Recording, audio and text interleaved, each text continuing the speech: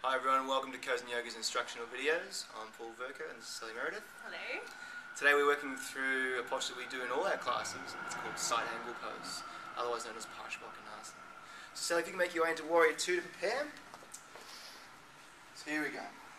So Sally, take a deep breath in. Let's begin to lift and lengthen, stretching out towards the front of the room and bring the forearm onto the thigh. What I want to highlight is this particular variation is perfect for everyone. Today I want to speak about skeletal structures. So as you can see, Sally's in a really nice angle here, really good opening through the left shoulder, opening through the left hip. If we can just pan around to the back of Sally, I'm just going to show you the angle of her spine.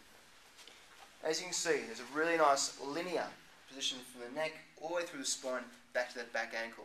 So for everyone, this really is the perfect place, and I want to encourage this posture for all our students at Kozen Yoga. Depending on your skeletal structure and the way your body's put together, even as hip rotation, shoulder rotation, all these sorts of things can affect the way your side angle posture is. So I'm just going to get you to bring your hands to the floor and just show us perhaps an uncomfortable version of side angle posture. Right hand to the floor, and we'll just pan around here too.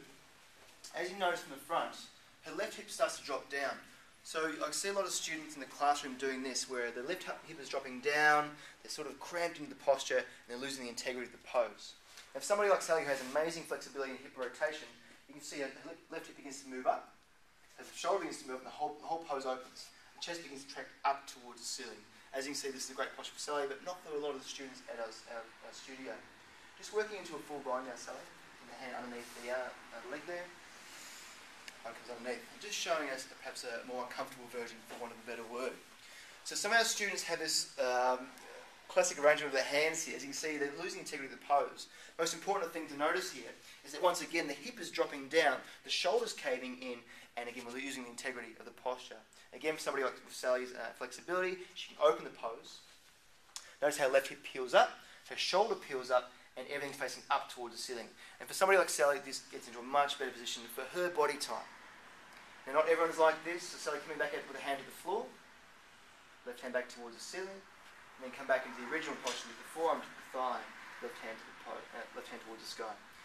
So as you can see, there's sort of openness in the posture, still squeezing through both edges of the feet there, lifting through the arches, and it's a really good looking side angle pose.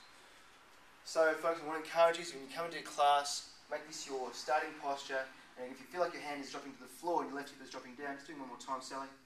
If this is happening, the left hip is dropping down, that's a good sign to come back with the forearm onto the thigh and move back into this original position.